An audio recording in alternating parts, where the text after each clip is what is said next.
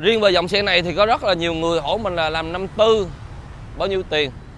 Thì mình xin thưa là xe này không có làm năm tư, bởi vì căn bản dinh của xe này nó đã 52.5 rồi. Nhưng mà khi các bạn, nó là một xe FI nữa, khi các bạn lên tới trái code 2, code 3, trong cái thời gian sử dụng mình lên trái code 2, code 3 là đi là bắt đầu dặn là nó róc rồi. Thì bây giờ cái xe này, nếu mà cái hướng mà dành cho anh em mê tốc độ thì sao? Cái hướng dành cho anh em mê tốc độ là tay sẽ lên thẳng là 65 tự do hoặc là 68, 69 tự do. Hypnotype, change the world.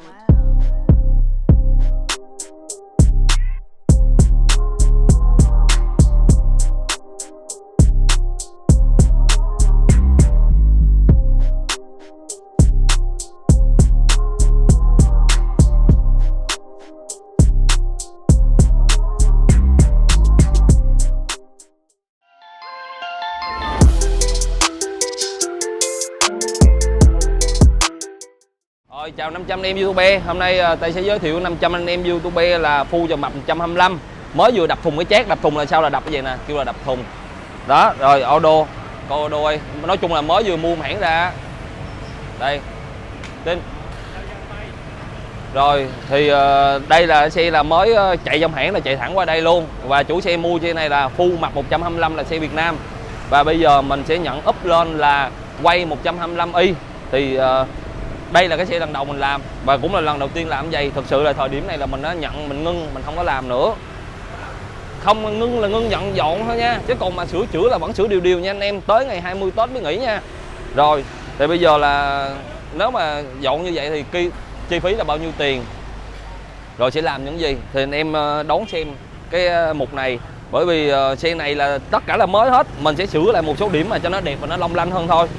Đó thì bây giờ là mình sẽ tiến hành mình rã ra và mình dọn nó lên là quay 125i. Rồi chào mọi người. Chào 500 em YouTube. Thì bây giờ cái full mặt 125 này là mình tiến hành mình sơn dàn chân xong. Mình sơn theo cái màu của xe quay 125i. Và có một số món đồ là mình xử lý theo cái nhu cầu chủ xe. Là ví dụ như là cái ghét máy là sơn tĩnh điện, chống đứng sơn tĩnh điện, và cái chống nghiêng sơn tĩnh điện lại. Bởi vì chủ xe nói thấy nó dễ chày quá, chưa gì là nó chày rồi thì mình sơn lại cái dàn chân cho màu nó cứng cáp lên một chút là cái thứ nhất. Và cái cần số và cái cần đạp thắng á, mình cũng bỏ xi bóng luôn theo cái nhu cầu của chủ xe cho nó sáng, cái xe nó đẹp. Rồi tiếp đến cái phần mút của cái xe này, anh em có thể thấy là phần mút nó rất là dở, nó giống như là nó mềm quá. Thì những cái này mình cũng giữ lại hết luôn, bởi vì xe này mới lấy hãng ra, mình cũng không biết anh chủ xe sao, mình cũng hỏi ảnh, nhưng mà đồ cũ khách thì mình sẽ trả hết, mình trả lại da yên và cái mút yên đó cho chủ xe. Còn cái yên này mình đã lợp lại rồi nè, và cái yên này đó mình lợp lại, mình thay nệm kim đen rồi hết rồi, rất là đẹp. Thì mình sẽ bắt đầu mình sẽ tiến hành mình ráp lên xe này. Và những cái phụ tùng mà kêu là của quay 125i thì đây nè, đó là những cái miếng màu đỏ nè, mình mua là chính hãng Thái Lan hết. Rồi tiếp đến là gì? Tiếp đến là bộ tem của chính hãng Thái Lan luôn, tem này tem thông số đó. Và nếu anh em sơn giống như là từ full mặt up lên 125 á, anh em nhớ là sơn gấp và cạc te luôn về màu bạc của phục trước. Nói chung mình không có rút phục trước ra sơn, mình sơn xác suất là 90, 9,5, 10 á, nó gần giống 100%, cho nên là mình không rút phục trước ra để màu vĩnh hoãn luôn. Rồi giờ mình tiến hành ráp hết xe này và mình sẽ review cho anh em coi là nó khác nhau như thế nào ở những điểm gì. Chào mọi người. Chào 500 anh em YouTube. Thì hôm nay Tay sẽ giới thiệu với anh em YouTube là full mặt 125 up quay 125i. Thì đây là một cái chiếc xe full mập mua chính hãng tại Honda Việt Nam. Và khi mà người ta mua về vậy á, thì mình sẽ nhận là up lên quay 125i. Thì hai cái xe này nó khác nhau ở những điểm nào? Thì đầu tiên là về tem thì như của mình là người ta ghi chữ Future, nhưng mà cái này là người ta ghi chữ là quay 125i là cái thứ nhất. Cái thứ hai nữa kêu là về tem là tem gì? Và tem là tem thông số. Ví dụ như là ở đây các bạn có thể thấy là những con tem này nè, đó là tem chữ Thái Lan. Và bộ tem thông số này mình cũng có bán nha. Rồi tiếp đến là ở đây tem FI. Rồi tem ở trong đây tem Học Bình. Và qua bên bọc sơn, cạc te và gấp á, thì nó cũng có một cái tem dài bên đây. Rồi và về bộ lốc cũng vậy, bộ lốc của nó là bộ lốc đen đó. Rồi Thì khác thêm một cái điểm gì nữa, cái xe này là màu trắng cà phê sữa. Trắng mà cái dàn này là kêu là màu cà phê sữa nè, thì mình ve về lại là trắng đỏ theo ý thích của chủ xe. Và cái xe quay 125i là nó có màu này. Nhưng mà mình cách tân lên một chút, mình làm khác một chút là cái gì? Là về phần yên. Đúng yên zin của nó là cái chỉ kia, còn mình thay lại là chỉ này. Bởi vì sao mình thay lại chỉ này? Đầu tiên mình thay lại chỉ này là mình đi lâu nó không bị bạc màu. Và cái mà mình làm lại nữa là về phần mút và phần nệm. Cái phần mút của nó ngồi nó không có êm, nó không có sướng. Mình thay lại nệm này và mút này ngồi rất là êm, và góc cạnh rõ ràng, đẹp, từng đường nét, ngồi lên nó rất là êm. Cái này là của một anh trai bên quận 8 thiết kế cho mình và cái yên này. Cái cách tân tiếp theo á là về những cái này nè. Đây hay đem cần thắng và cần số cho đem đi xi bóng để làm chi nó có độ sáng đủ cái xe, và nó không có bị cũ của nó là nó màu đen. Khi mà màu đen á, mình sử dụng chừng 2-3 tháng là bắt đầu nó sẽ nửa trắng đen rất là kỳ. Mình xi bóng gì thì nó sẽ giữ được màu trắng hoài. Đó là cái thứ nhất. Rồi bắt đầu cái điểm khác nhau nữa là 4 miếng nhựa này. 4 miếng nhựa này của người ta là màu phê sữa, mình sẽ ve về lại đúng màu zin của quay 125i là màu đỏ đô, và nhựa nhám này cũng là màu đỏ nè. Đó. Rồi cái xe này thì chủ xe sẽ lên một cặp giỏ nữa. Giỏ ruột á, là cặp bánh á, người ta sẽ thay một cặp giỏ khác. Nhưng mà này là đang giỏ zin. Thời điểm hiện tại thì mua giỏ Dunlop T900 chữ vàng đang hết. Và phuộc sau người ta nâng cấp lên là một cái cặp phuộc quay nai. Đây, phuộc sau là phuộc quay nai ti lớn sẵn. Và phuộc quay nai này khi mà gắn lên, cái ưu điểm của nó là nó sẽ không có bị đụng cái cặt te này nè anh em.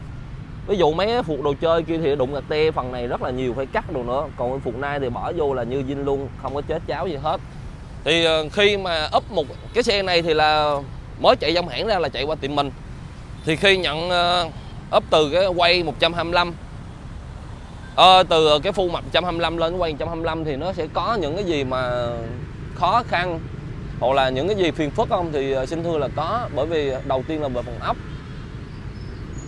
Một cái xe cũ các bạn gỡ ra các bạn làm ào ào dễ dàng, nhưng mà cái xe này rất là mới, cho nên là khi mà mình tháo ra bắt buộc những con ốc là phải không có dấu.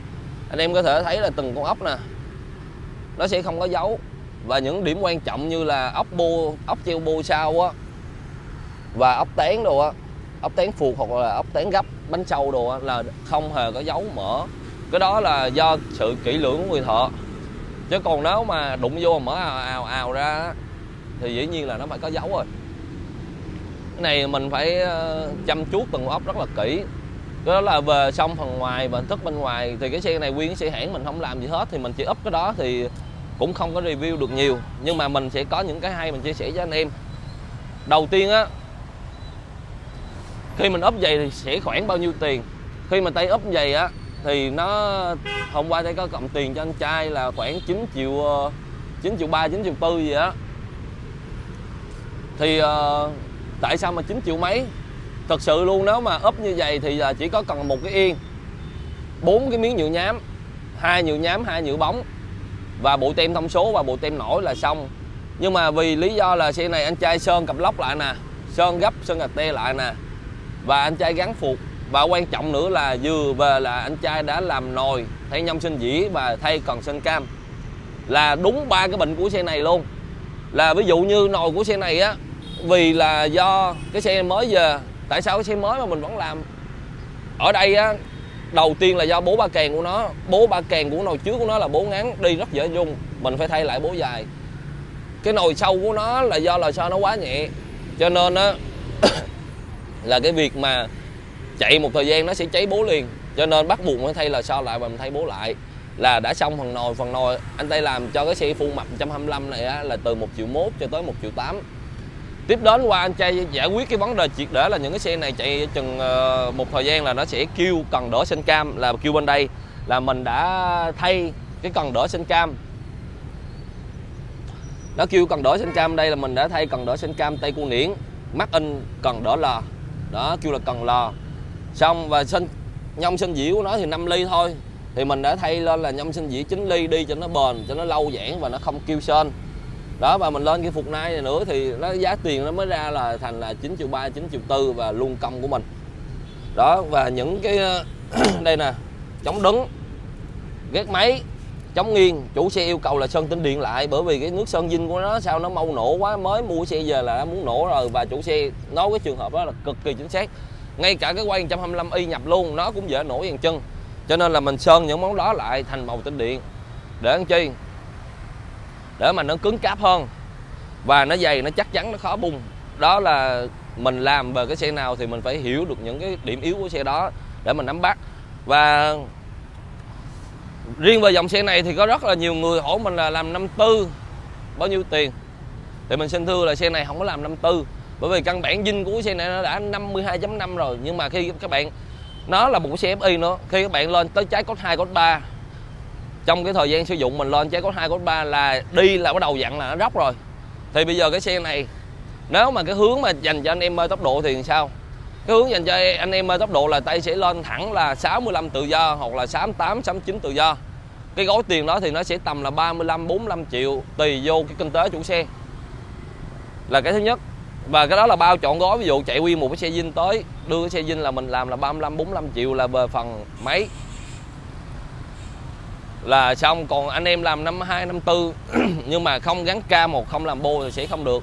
Và mình nói luôn là mình làm 65 tự do rất là êm, chạy nhẹ nhàng như một cái xe zin, xăng cộ tròn trịa, dễ chạy. Còn về mà phần ngoại hình đó thì đây là một cái mẫu cho anh em tham khảo. Khi mà up lên từ xe quay lên, từ full map lên xe quay 125i, đơn giản, gọn, nhìn sạch sẽ. Chủ xe có kêu mình là thay mỗi cối nóc, nhưng mà đối với một cái xe zin á, cái cuốn bôi nóc này nếu mà thay vô nó sẽ rất là khó chịu. Về mặt xăng cộ, về mặt cái xe nó chạy yếu về mạnh rất là quan trọng, cho nên mình không thay. Và cái xe này kêu là đang một cái xe zin 100% là đang xe liền, mình thấy cối nóc về vô nó sẽ chổi cái xe liền, nó nhìn nó không có đẹp mắt đâu. Ví dụ như là chủ xe có thể chọn một cái cặp vỏ xịn thay vô, mình đồng ý, cái đó rất là đúng. Đó thì cái tiệm của mình là một tiệm sửa xe chứ không phải một tiệm dọn xe hoặc là bán đồ chơi, cho nên nhiệm vụ của mình rất là khó. Những người khác là mình phải tư vấn những cái gì đúng, nhưng mà khi tư vấn những cái gì đúng á cho khách hàng thì nó nảy sinh ra vấn đề là sẽ dễ đụng chạm với người ta. Nhiều khi món đồ đó người ta bán, ví dụ những cái người bán đồ kỹ hoặc những mấy người bán đồ chơi á, món đồ đó người ta bán mà giờ mình kêu đồ đó đi không được, hoặc gắn cái đồ đó nó không ngon xe rồi thì hơi kỳ. Cho nên là tay rất ít đề cập tới những vấn đề đó, mình chỉ biết là mình tư vấn cho khách là gắn cái đó vô nó hiệu quả hay không hiệu quả thôi. Vậy bây giờ là khi mà đăng clip xe này là cũng đầu năm mới, cuối năm cũ đầu năm mới, thì tay chúc cho mọi người có một sức khỏe thiệt tốt để mà tiếp tục cái công việc của mình hàng ngày và luôn vui vẻ và hạnh phúc, lúc nào cũng luôn tươi cười như tay con điển vậy đó. Rồi vậy chào mọi người.